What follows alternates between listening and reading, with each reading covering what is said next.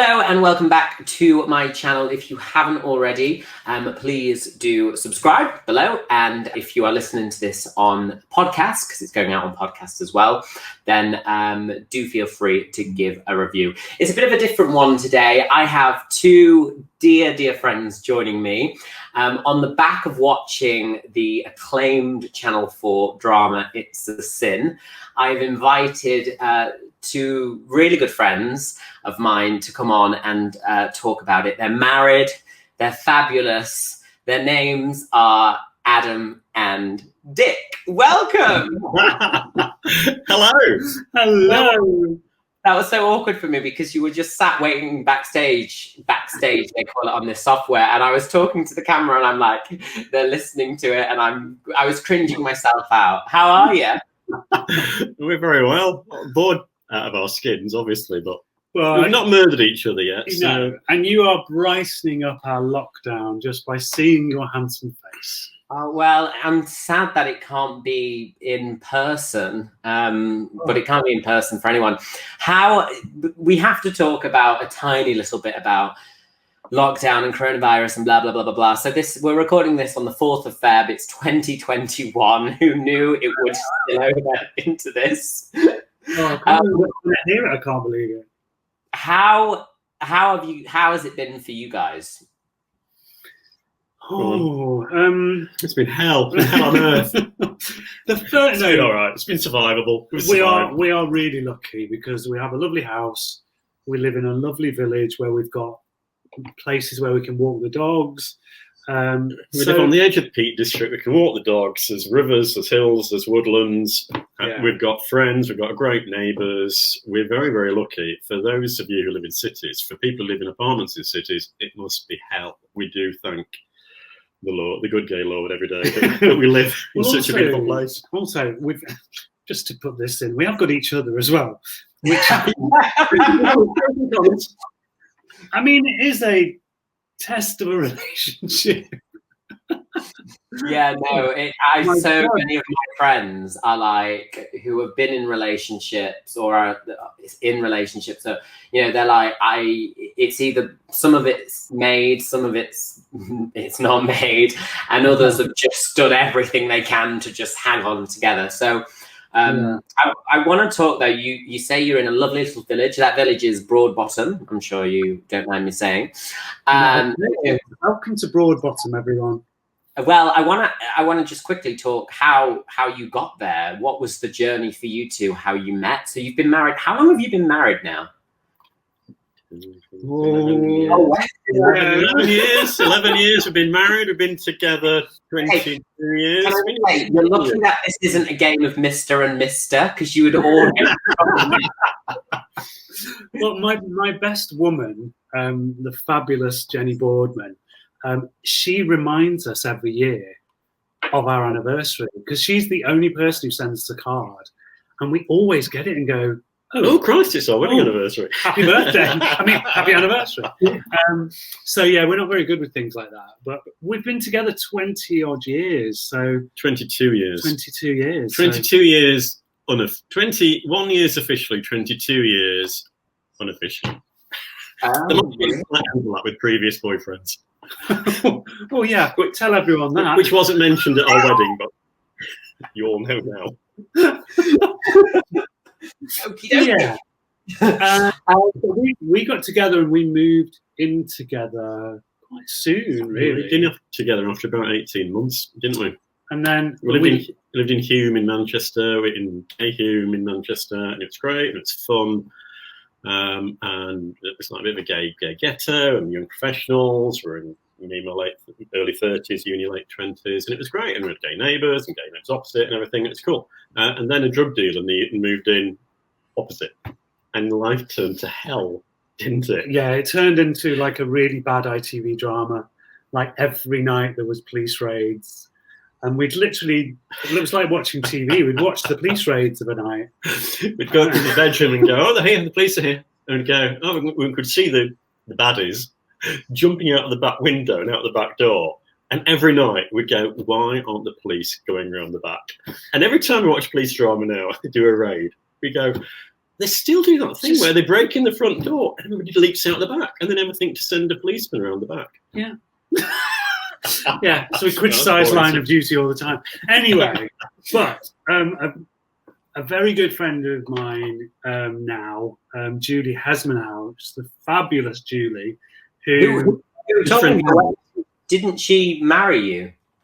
She did marry us. She was our celebrant, but I'd met her through Manchester Pride, and then met her at a party, and we were complaining about our house situation. And she said, "Oh, well, you should come and move to Broadbottom. It's fabulous. You'd love it."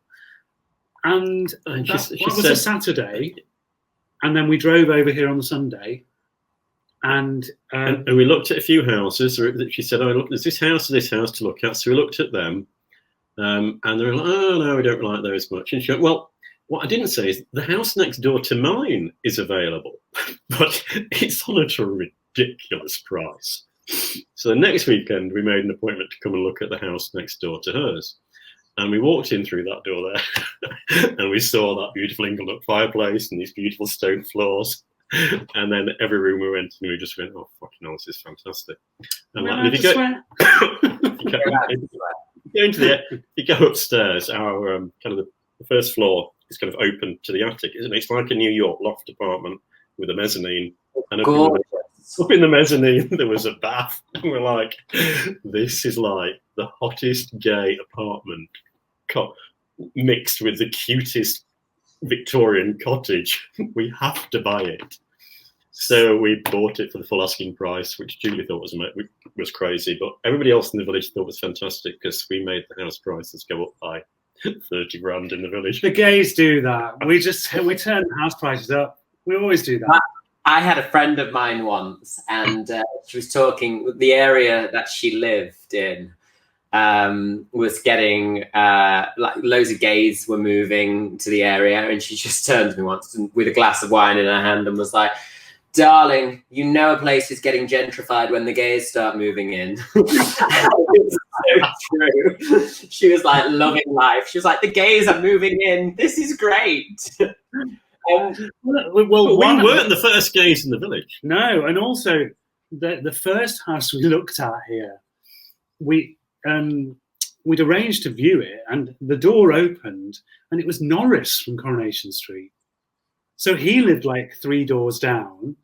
So we had Julie from Corrie living next door to us. For those who don't know who Julie is, she played Hayley on Coronation Street, and she's gone on to do amazing work like Cucumber. But yeah, Lee Warburton lived over the road. He was also in Corrie. So it was just this. And then there was Norris from Corrie, and then there was Bridget Forsyth from the Likely Lads and Open All Hours.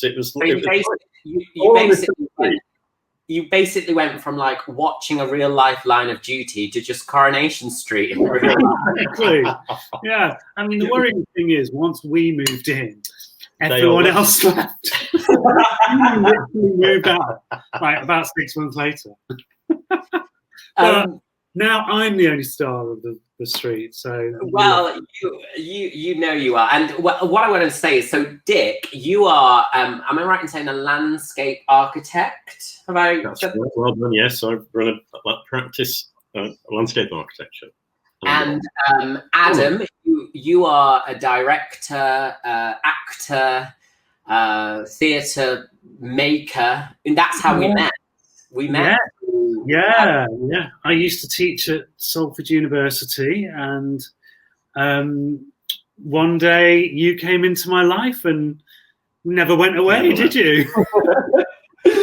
Never went away. And I was going to say, when I was thinking about this interview today, podcast, whatever you want to call it, I was actually thinking I think you both were the first people that properly kind of taught me to be an activist and taught me to fight.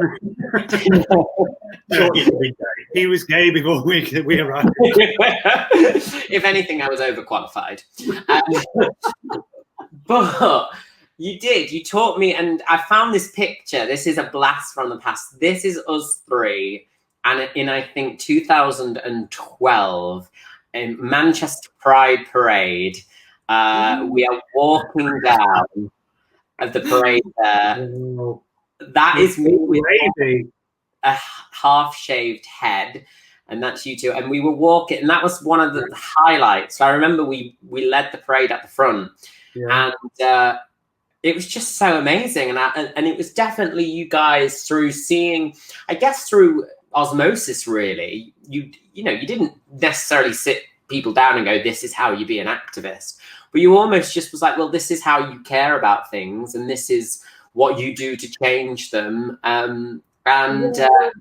Also, I mean, what I would say to that is, I employed you as an actor, and you went around schools doing the play out loud, and seeing you leading the workshop, talking about your own experiences, that is being an activist. There were LGBT young people in that audience every day looking up to you. So you were an activist anyway.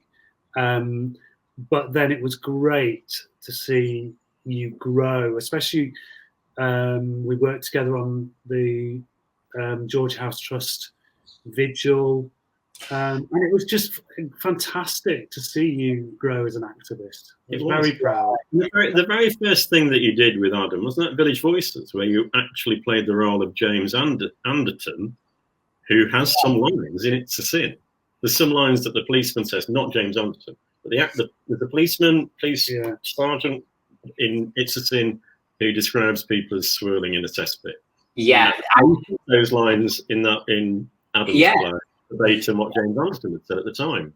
Yeah, so when he said that line, I was like, "Oh my God, that's..." And then it clicked afterwards. I was like, "No, that's not James Anderton," but I kind of assumed they'd taken it. But yeah, I played the intensely homophobic, and I actually quite like. I look back and I'm like, I quite like the fact that someone as camp as me depicted James Anderton. He would be furious. Well, I mean, if people want to know anything about the work that I do as a theatre maker, that sums it up. We had a guy playing Margaret Thatcher in drag, which was fantastic. I loved that. But it was quite that piece. It was looking back on the history of gay Manchester, but also looking back at the 80s. For people who don't know who James Anderton is, he was this horrifically homophobic chief constable, wasn't he? Yeah, the Chief Constable of Greater Manchester during the 1980s, and he presided over the police response to HIV and AIDS in Manchester, and he instigated police raids on gay bars, on gay clubs, and on gay bookshops, and he instigated raids on cottages and using entrapment techniques and trumping up charges against gay men. He was a born-again Christian, and he had a vendetta against the gays. And he described HIV. He described us in terms of HIV infamously as swirling around in a cesspit of our own making. Yeah. And then, not many years later, his daughter came out as lesbian, and the nation cheered. So you mentioned the vigil, which for anyone who doesn't know, it's after Manchester Pride. There's a vigil for HIV and AIDS, was with the George House Trust, which we've worked with. And you're an ambassador of the George House Trust, I think, aren't you? Yeah. And we've worked with numerous times, but and I hosted that one year, and I remember that still. I don't think I'll ever forget it. It was the most amazing thing. And when I hosted it, I always I wasn't able to really look back because I wasn't born in that era. And a lot of that time I was able to reflect and hear the stories and look back in that way. But you guys must have watched that and had a vivid image in your mind of the past because you lived through it. And through watching It's a Sin recently, I was able to, and I think everyone's been able to see just what it was like. Talk me through, because I was born in 1990, so I don't know. I don't know, but I don't. I didn't live through it. I've spoken to my parents about it, and you know, the one thing they say is all we remember is the adverts. You know, the adverts and how shocking the adverts are. But talk me through it. You know, what was it like as two gay men living in that era? Well, you were barely born. I mean, I am so very much younger than Dick. So my experience is very different. So I was at school, and I remember the adverts. I remember the "Don't Die of Ignorance," and I remember it being terrifying. But I remember doing an assembly at school about AIDS, and I was telling Dick about this the other night, and I'd never told him. But I just went, actually, looking back, that was quite, you know, I don't know how old I was, but I was only a young kid, and quite a brave thing to do to stand up and back then to be actually talking about AIDS was quite a big deal. And I don't know why I did it, but I guess there was a little activist trying to get out. But no, Dick is much more kind of the era, really, aren't you? Older is what you're trying to say. I'm trying to be polite there. Yeah, and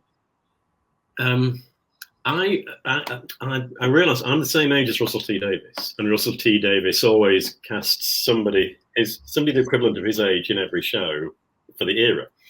So in 1981, when the show starts, I was 18, the same age as Richie and Ollie going to university. But I didn't go to university. I took a year out and went and moved from a farm to a tiny, tiny little community in Norfolk. And we were listening to Russell the other night on TV, and he was talking about that one of the main things he wanted to get over was the fear and the shame of being gay then. And as an 18-year-old, I felt shame and fear.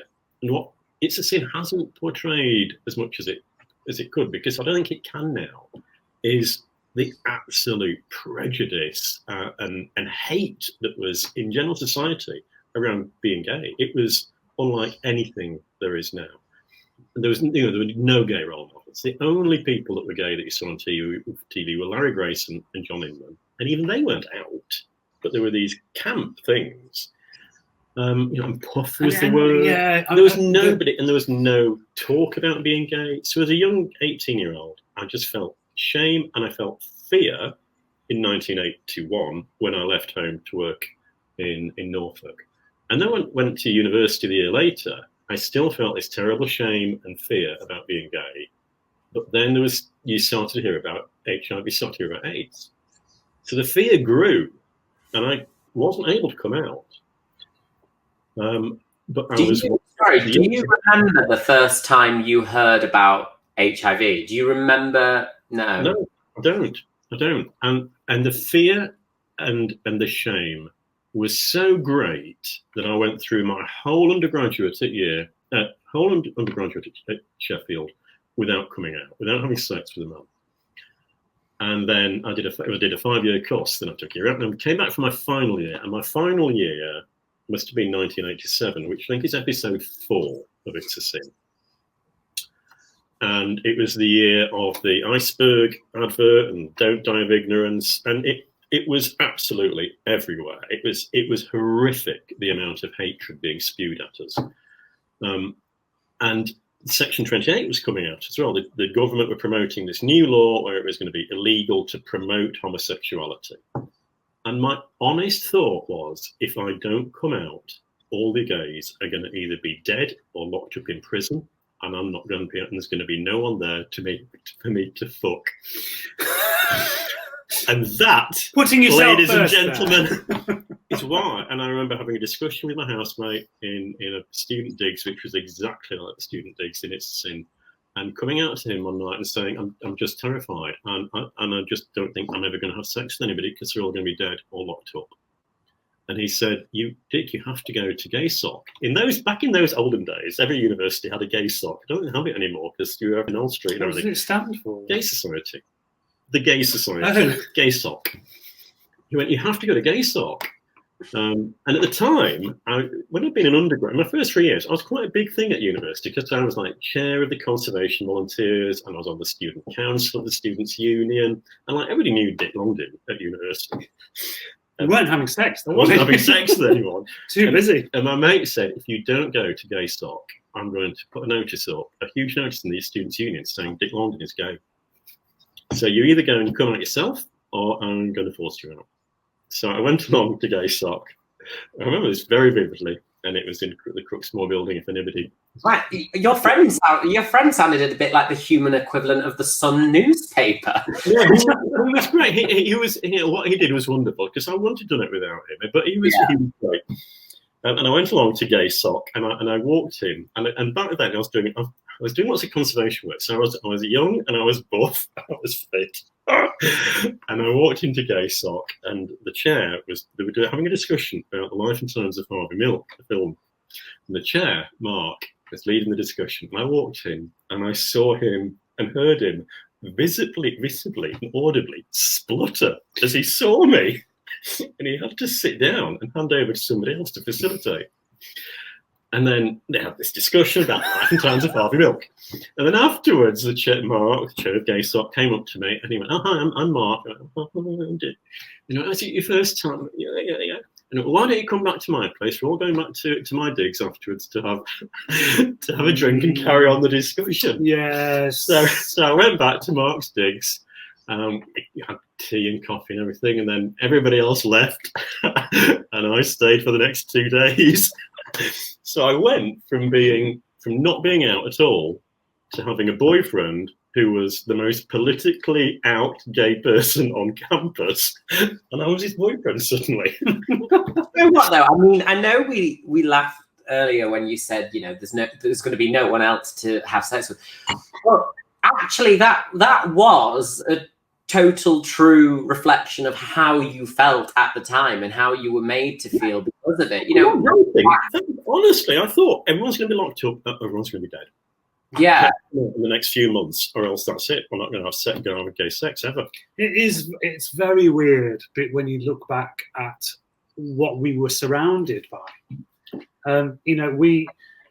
We shared this. There was this awful TV review of It's a Sin that was in the Sun. I don't know if you saw it, but it was written and it was just vile. It was just attack. It was attacking Russell, and it wasn't a review of the show. It was just a kind of full of nasty comments.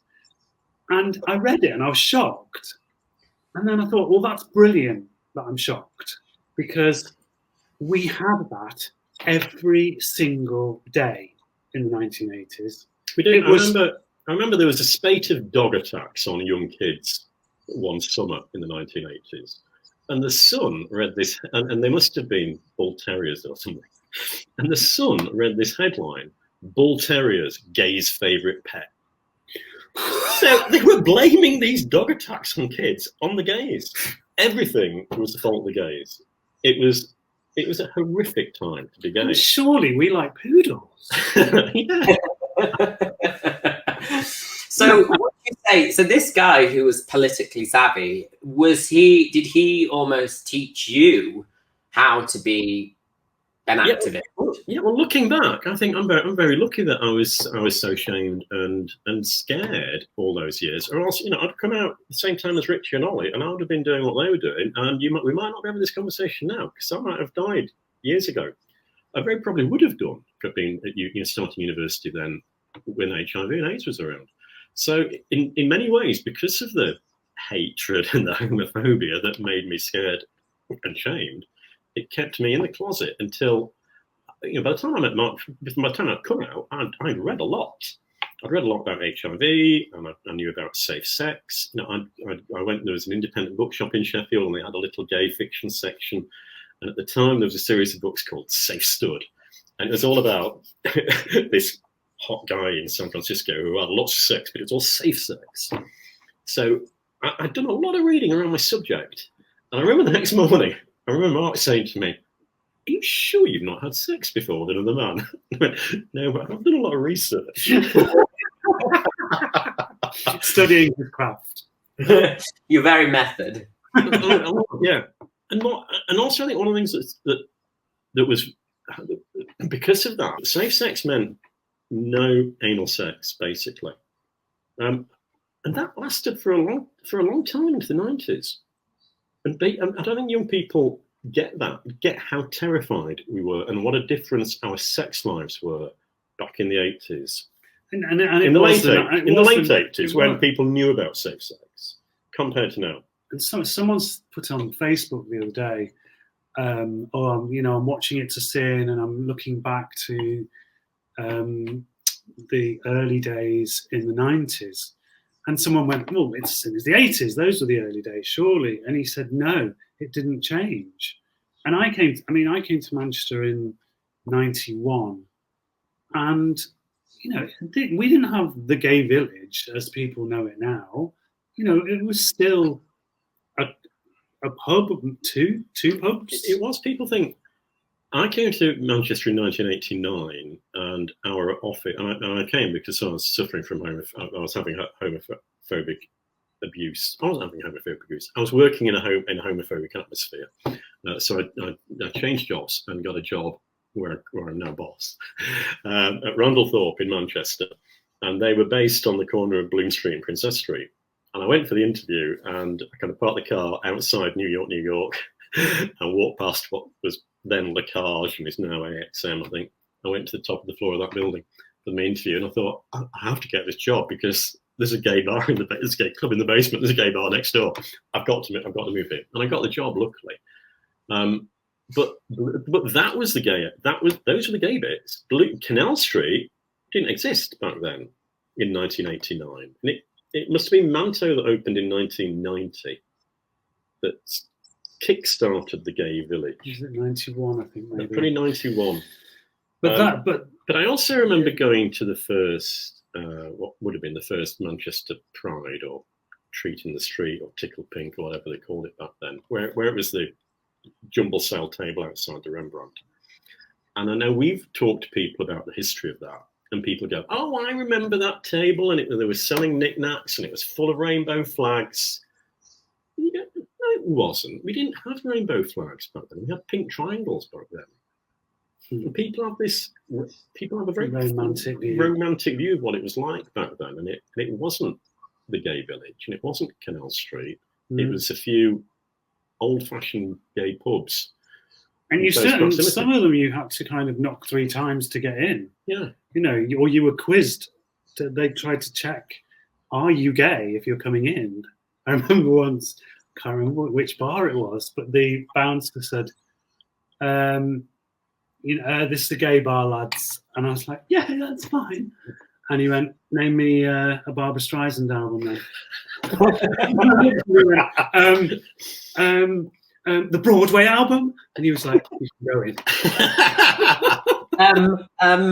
Barbra Streisand's greatest hits. Gentle.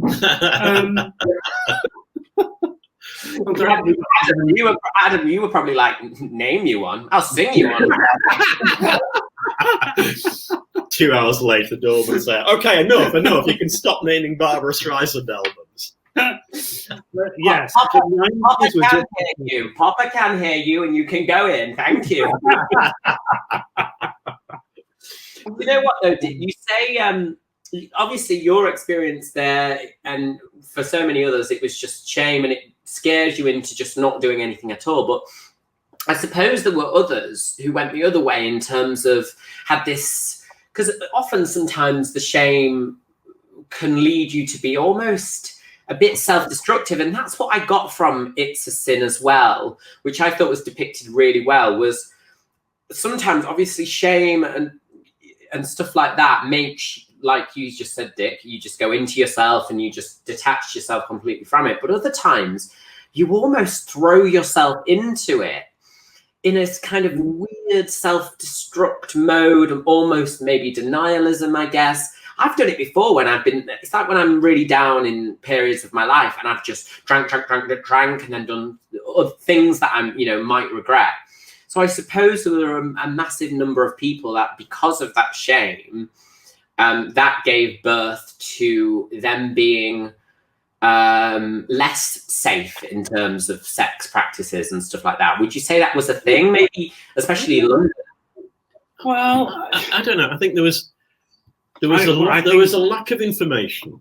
It wasn't like today. It wasn't like today where there's the internet and there's texting and information is instant. So people didn't have access to information, and the government was not doing it. Was not giving. There was no national safe sex campaign. So there was a complete lack of information. So I think if people were doing that, it wasn't through this wanton self-destruction. It was because of ignorance, because they just didn't know what the risks were or what was happening. You know, the first few episodes of It's a Sin, you see the guys not being aware of it. You see Henry or whatever dies of it at the end of episode 1, and nobody knows what it is. Also, I think you do see in It's a Sin, it's joyous and it's celebrating sexuality, and that whole opening episode of Richie discovering sex and loving it and enjoying himself. And that is, you're absolutely right, it's a reaction against the shame that he has grown up with. Yeah. So but it's not a reaction against HIV and AIDS, because he wasn't. Yeah, sorry. I don't know if I made that clear enough. That's what I meant almost. There's a line, I think, when he's in the car. I'm not going to give any spoilers for people who haven't seen it, but there's a line where he speaks to someone in the car, and he says how, you know, he wanted to stop at points, but then you'll have a drink. And he wasn't doing it as a fight against this terrible virus, but he was doing it as a fight against, like you said, the shame and hiding away. He wanted to be out and proud. And there's a whole thing running throughout It's a Sin about the gay community leaving to big cities and finding a big city and finding a gay nightlife. And I mean, we've all done it. You know, I've walked down the stairs in Cruise and walked onto that dance floor, and every worry and care in the world has gone away. And I have looked around, and the guys are snogging their faces off, people are dancing, there are drag queens, and I have gone, oh my God, this is where I belong, you know, and I am accepted, and this is my community. So pour me a double.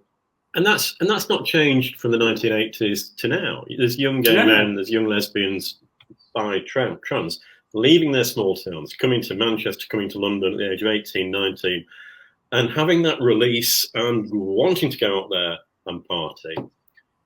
That didn't quite happen with me, but it happened to Richie and the other people there. And if it had happened to me, if I had not felt quite the shame, then I would have dived in head first. I mean, I did dive in head first, so to speak, a little bit later on with Mark. And then there was no stopping me. But unfortunately, I had a mentor to show me how to be political. But yeah, I guess for you. I already knew about safe sex and was practicing safe sex. So I was looking.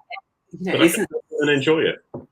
Isn't the sad thing as well for a lot of people, which I guess is just the gross injustice of it all, is timing, and the fact that for some people the timing was just completely, you know, if you'd have been a few years earlier when you did all that, like you said at the start, who knows what could have happened. Did you ever go on marches then, and you ever rioted, you ever protested? Yeah, I remember. So I came out in '87, and the Stop the Clause. There was a big Stop the Clause march it must have been spring '88 in Manchester, which was the biggest peacetime march that had ever been in the UK. And it was in Manchester in the spring of 1988. It was against this new government law called Clause 28. And it was bigger than the London march, which I love. It was bigger than the London march, and it was spring. I'd only been out a few months. And I was like, no, I can't go on that march, because what if the TV cameras show me and my mum sees me? There were like 60,000 people on it, as if that was going to happen. But then he came back, and him and all his mates were just buzzing about it. So then it was London Pride that following June, I went, yes, take me to London Pride, take me to London Pride. And London Pride now is just a big party, a big celebration. It's marketed as a celebration of gay life. Back then, it was a protest march. It was very much a protest march, and that was my very first protest march. And then I've tried to be on every protest march since, and some of them you've joined us. And you were part of ACT UP as well, weren't you? I was, surely, yeah, a little bit late. Kind of must have been 1993. I was in Manchester by then. Mark had changed to Jonathan. Again, a little bit of an overlap. But Jonathan had helped organise the Stop the Claws March in Manchester. So again, my boyfriend was very good. And just for anyone who doesn't know, just explain what Section 28 for if they don't know what that was. It was a law brought in by the Conservative government, by Margaret Thatcher, and it was in response to the tabloid newspapers just having this hate campaign against the gays, and complaining that gay was being taught in schools and everything. So they brought in a law, and it got passed, where it was illegal for local authorities or any public funding to go towards promoting homosexuality. So it meant that there could be no discussion about homosexuality in schools. There could be no books about it in libraries. There could be no discussion about it in community groups. There could be no information about it in sexual health clinics. The public funding for it was cut. It was illegal to fund anything that mentioned gay or lesbian. And it meant that young kids who were gay couldn't talk to teachers about it. Teachers couldn't talk to them about safe sex. It was not just an erosion of gay rights. It was a fundamental attack on the gay community by law. And there will be a whole community of children who grew up with teachers who were terrified to even mention the word gay.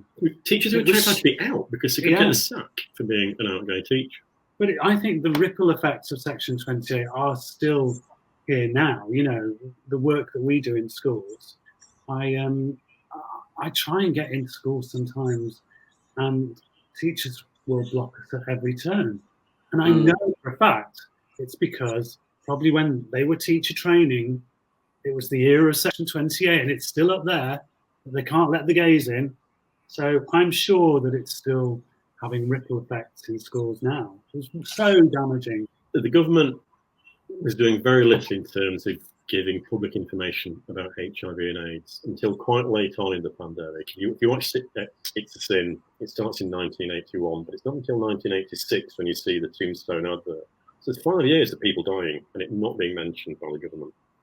It was worse in America. In America, Reagan was president throughout the whole 10 years almost, and not once did he mention HIV and AIDS. And they had it far worse than we did. It was tragic over there. Thatcher's government at least recognised that there did need to be a public health campaign and that it did need to use the word sex. And if you look at any of the historic documents or documentaries about it, you can see there were big battles in cabinet about how what's the word? How frank the safe sex message had to be, and how frank the information had to be to give the public. And they had to talk to the public about fucking, and they had to talk to the public about anal intercourse. And it was Norman Fowler was the health secretary, and he was the one who pressed it. Nasty, vile Tory. He did press that, and the information did get out, but it was very late. It was very limited. It was still very homophobic. It was still promoting the idea that it's a gay plague and it doesn't affect straights. Yeah, that's something that has to be remembered. Is it demonized gay people? Not, I grew up with shame of just being gay anyway. Then HIV and AIDS comes along. Well, okay, so I'm now diseased. And it's still... I remember when I was working years ago, having a conversation with someone who thought that if two gay men had sex, even if they were both negative, they could possibly get HIV. That's what they thought. No, and no, it's laughable, but it's like, that's what people think. They just saw it back then as the gay disease, wasn't it? Wasn't it the 4 H's: homosexuals, Haitians, heroin, Haemophiliacs. And heroin. Yeah. Yeah. But I was thinking the other day after watching the final episode, I was thinking about it because I've seen, and I think it's amazing, it's had such a response. One of the things, because actually I also read, and I'm not sure if this is true, but going back to what you said earlier, Dick, about it not necessarily depicting fully what it was like, I think it got rejected, if I read somewhere, by the BBC. And then Channel 4, originally, it was 8 episodes, but they cut it down to 5. Yeah. And I think that's because TV networks obviously are like, oh, you know, audiences probably don't want to, you know, this isn't the thing, blah, blah, blah, blah. They just assumed. But I did wonder the response it's had from not just the gay community, but from loads of straight people that I know have watched it. Do you think that this global pandemic that we are currently living in has given people a sense of empathy that they might not have had before, and that watching this now and the timing of this coming out now almost is, you know, do we have COVID to kind of thank, and not just the amazing writing and the amazing acting, but do we have that kind of to thank a little bit, that people have gone, oh, actually, yeah, I empathize with this in some way or another? Yeah, I think in that first episode where you saw them putting PPE on in the hospital, I think a lot of the audience it would suddenly have resonated with them in a different way. And in episode 2, I mean, it's interesting if you've read the interviews with Russell T Davies. He talks about well, he actually wrote it kind of 3 years ago, and it was made before the pandemic and edited before the pandemic and everything. And there's the scene in episode 2, is it, where Rich is walking through the pub and he's going, oh, it's all lies, it's all big pharma, it's coming out with it, it's all just to get us vaccinated. It's exactly the same stuff that people saying now. It's unbelievable that was written prior pandemic, because it's the same conversations that people are coming up with now. So I think that does resonate with people. But I think also there's the fact that people are watching more telly now and are desperate to see good dramas, and because they've watched them all. So I think a good drama, I think it's been good because of that. I think there's a lot of things about it that have kind of just hit perfectly. Yeah, I mean, the fact that it was released all at once on all 4, I was a bit like, oh, kind of. I remember Queer as Folk back in the day, it being a real event TV. Every week, everyone would look forward to see what was going to happen next. But actually, the minute we watched episode 1, we just went, we're going to be up all night watching this, aren't we? And I think it's really interesting that it's broken all records for people binging it. You know, because it's a tough subject matter to ask people to engage with for 5 hours. But I think it's also really clever that it's touched on different generations, because we know our young friends, our young gay friends, and at work, the young people are straight, at work, my colleagues are straight. They're really fascinated to watch it as a piece of history, which I find horrific. Think I'm a piece of living history. I'm so old, I'm a period drama. You are, dear. Hey, Dick, it could be worse. It could be Bridgerton. I think they find it fascinating to see what it was like for their friends, for them or their friends if they were in the 1980s. I've had lots of Facebook messages with my friends from school who obviously were the same, like me, were that age back in 1981 through the 80s. It's been really interesting, and they're all married and straight with kids. And it's been fascinating hearing their response on Facebook about how ignorant they were of what the effects of HIV and AIDS were, and how they didn't know that was happening. Because there wasn't Facebook, there wasn't Twitter, there wasn't there was just the BBC and ITV News, that was it. And it wasn't being broadcast, it wasn't being promoted. People didn't know what was happening to the gay community in this country. And they're genuinely shocked to see it. And I've had messages, lots of messages, from people saying, was it really like that? I go, God, yes, it was like that. It's like that and the rest. There's so much that they've not shown you.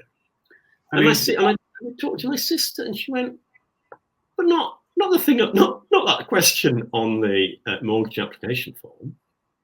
And I went, hell yes. It was fucking nightmare trying to getting my first mortgage was a nightmare.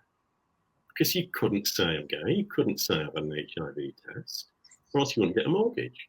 And if you turned down, then you wouldn't be able to get insurance. You wouldn't be able to get house insurance, car insurance, health insurance, life insurance. You wouldn't be able to get anything if they found out you'd lied. It's amazing. So amazing. People just can't believe it. That wasn't that long ago. No. You mentioned it just now, Adam, and I wanted to go on to this because obviously Russell T Davies is known for many a TV show, one of which being Queer as Folk, of which you were in. So watching It's a Sin must have been slightly nostalgic in that sense as well for you, in terms of, because it's very much the Queer as Folk of today, isn't it? Really? Yeah. I look back on my acting career, and Queer as Folk was certainly the television highlight. And it wasn't, obviously it was a fantastic show, but it was a phenomenon. It went round the world. Madonna was asking for VHS tapes of it to be sent over to America. Everyone was talking about it. And it's kind of like everyone is talking about It's a Sin now. I don't know any other show this week people are talking about. No, everyone is talking about It's a Sin. And they're talking about it with real passion, and they're starting conversations, just like Dick said, they're remembering that time. And it makes me miss Queer as Folk, because we were the thing that everyone was talking about. I was reading these scripts going, this is going to be huge. Like, I couldn't believe that it would actually go on TV, because, there weren't just men kissing, there were men doing every sexual thing you could think of, and it was going to be on TV, and then just how everyone loved it. Apart from the Daily Mail, obviously they hated it, but it was a phenomenon. Everyone was talking about it, and still people are talking about it. It's still a huge part of the TV landscape, and it was just incredibly exciting. There's this whole kind of conversation about gay actors being in gay dramas, and this whole controversy about that. And I'm going, well, I was gay as a goose and having a fabulous time in Queer as Folk. And there were actually, quite a few of us who were gay actors in Queer as Folk that you might not know were gay, but that show was probably more important to me as a gay man, and to be a part of that, than most people in the cast, I would say. Incredibly proud that we were telling that story. But it changed your life in many ways, didn't it? Well, yeah, I did get a stalker, True story. He actually saw me on Queer as Folk, followed me around Canal Street until he, I was going to say took advantage, but that would be unfair. He took advantage, and I loved it.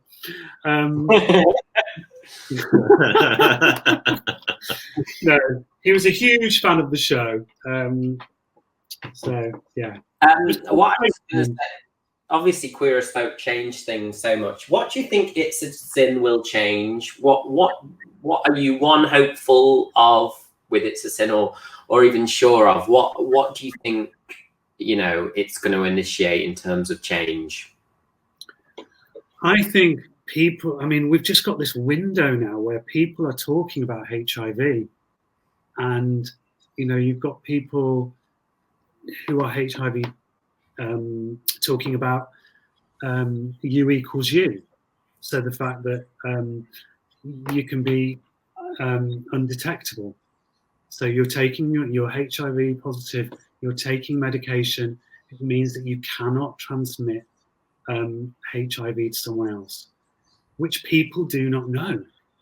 Yeah, these conversations, and it'll do incredible work. Hopefully it'll do that. It'll spread that word that being HIV positive isn't a death sentence anymore. It just means that you're living with disease and you can live very healthily with it. And if you're taking the medication, then you're a safer person to have sex with than somebody who says, I'm not HIV positive, because nobody knows that they're not, because they could have got it yesterday and last week's test result doesn't show it. If they know they're HIV positive and they're taking the medication, they're the safest person to have sex with in terms of risk from catching HIV. So hopefully people get that message, but also people get the message that you can now live with HIV and that there is nothing, it's a positive thing to have a test. You know, I was talking about getting a mortgage, and one of the things that I was told was not to have an HIV test if I wanted to get a mortgage, because I shouldn't lie about the question, have you had an HIV? Have you had an HIV test? If I hadn't had a test, I could answer that honestly and know that the insurance company couldn't get in touch with my GP and check it out and they'd find out that I was lying. Oh, wow. And that stuck with me for years and years and years. Because back then, if you had a HIV test, all it meant was, well, are you going to die? And the only good thing could be that, well, cash in my pension and go wild for a few months before I die. That was the only positive advantage of having an HIV test, because the medications would just, you could say, make you live longer or draw out the death, because the medications weren't great back then. And that stayed with me for years and years and years, the fear of having an HIV test. And the fact that in the early days, the general advice was, there's no advantage in having an HIV test. And it was only 5 years ago that I had my first HIV test. Only 5 years ago? It was only when PrEP became available. And I knew, and I've been to you probably did that vigil before, longer ago than 5 years ago. But that, it's that hangover of fear and shame was still with me around HIV testing and the fear of that. Even though I knew in my heart of hearts that there was medication and there was no shame in it, I was still scared of an HIV test because of what was hanging on my shoulders about HIV tests in the 80s and the 90s. And I went death penalty it I went was. a long time just far too scared to have a HIV test for years and years and years and years and years. And it was just the fear of going in. And now you can get a HIV test sent to your house, and you just you send it off. Well, you can go to your sexual health clinic and get the results in 20 minutes. There's no hanging around for 2 weeks. It's pretty instant. And if you're not positive, if you're negative, it's great. If you're positive, they'll get you on medication, and it's great. There's no problem. There's no shame. There's no problem with your health. It's not like the side effects of HIV drugs back in the 80s and 90s. They're fantastic now.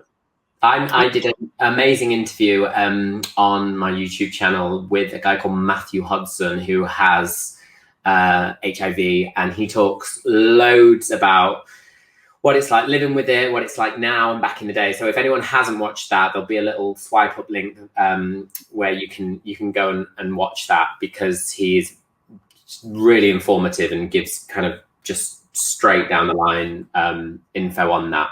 It's funny that it kind of lives with you. I guess It's a Sin will help people, that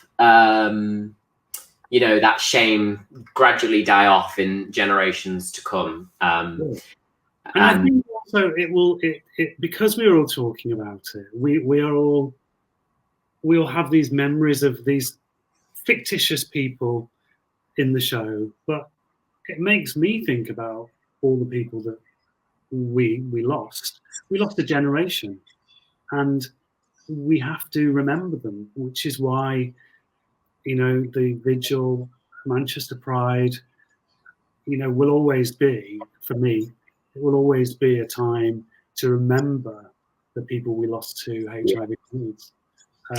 Also, and on that same vein, it will make people who have watched it, who don't know anyone living with HIV or anyone who they've lost with because of HIV and AIDS, they'll go, oh, we do know someone now, the fictitious character of such and such or so on It's a Sin, and it will make them empathize with people other than just kind of dismissing it as something scary or something unknown that they don't want to know.